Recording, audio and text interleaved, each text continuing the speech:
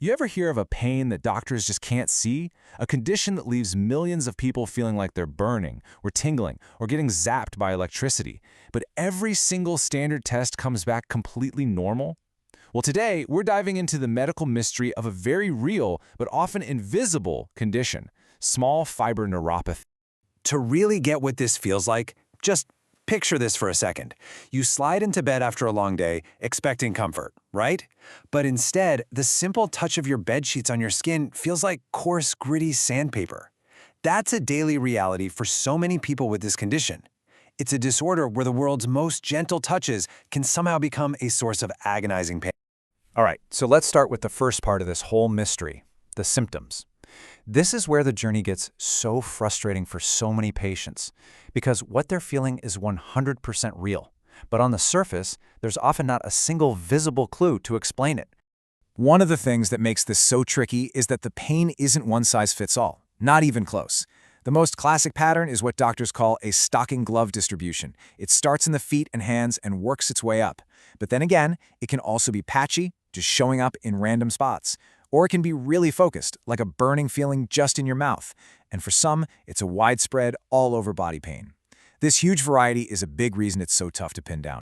And the sensations themselves? They are often just bizarre and so hard to describe. We are not talking about a simple ache here. People report a constant burning or prickling, sudden electric shock feelings, deep shooting pains, or even a painful sensation of being cold when you're not. Even a persistent maddening itch can be a symptom. And that thing we mentioned about not being able to stand socks or sheets? It's a hallmark sign that the body's sensory wiring has gone seriously haywire. So if it's not the muscles and it's not the bones, what in the world is the invisible culprit here? Well, to find it, we've got to meet the body's most delicate sensors, your small nerve fibers.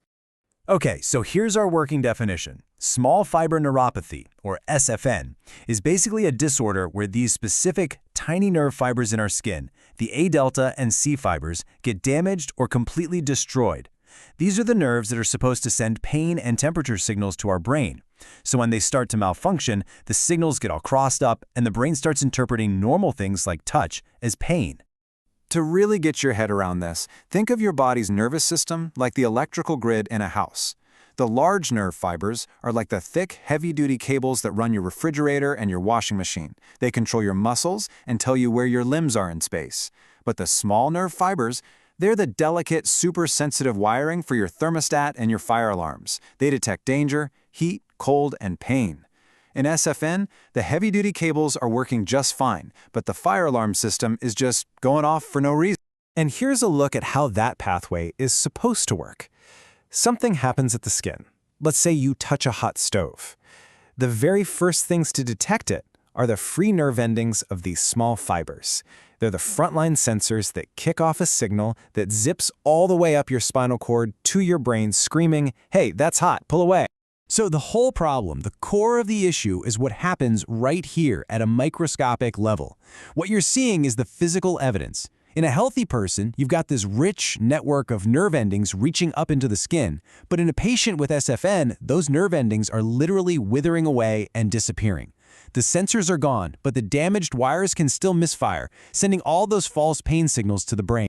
This brings us to the next chapter of our story, the huge diagnostic challenge. With symptoms that are invisible and a cause that's microscopic, how do doctors actually go about cracking this case? Here it is. This is the core of the problem. A patient comes in, describes all these classic SFN symptoms, so the doctor naturally orders a standard nerve test, an electroneuromyography or EMG. This test is great at measuring the electrical activity of the large nerve fibers. But since those fibers are perfectly healthy in SFN, the test comes back completely normal.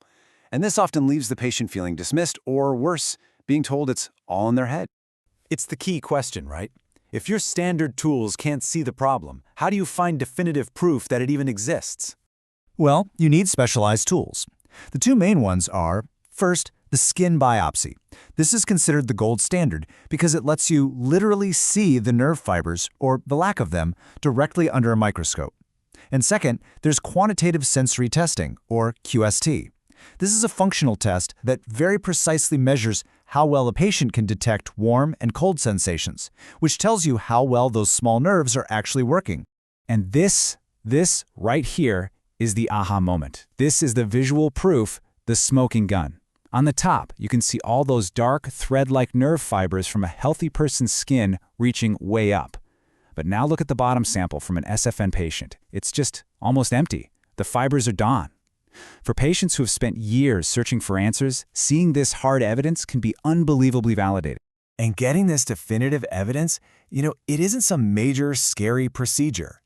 It's done with a simple 3mm punch biopsy, usually taken from the lower leg. It's a really quick, minimally invasive way to finally get an answer to a mystery that might have been going on for years. So once the diagnosis is finally confirmed, the next question is always, why? Why is this happening to me? So now, let's take a look at the usual suspects, the underlying conditions that are known to cause small fiber neuropathy. The list of associated conditions is surprisingly broad. Right at the top of the list are metabolic issues. Diabetes and even prediabetes are the #1 cause. But it's also linked to autoimmune diseases like Sjogren's syndrome, certain infections like HIV and hepatitis C, and, as we're learning more about recently, post-viral syndromes like long COVID. There are even genetic causes and toxic exposures from things like chemotherapy.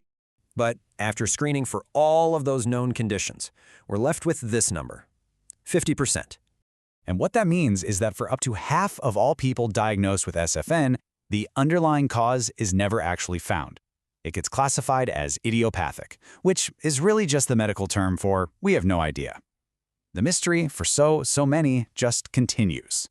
So for those folks living with this condition, especially the ones where the cause is unknown, what does management look like? And, where's the hope for the future?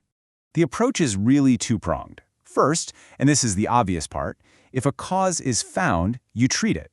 You treat it aggressively.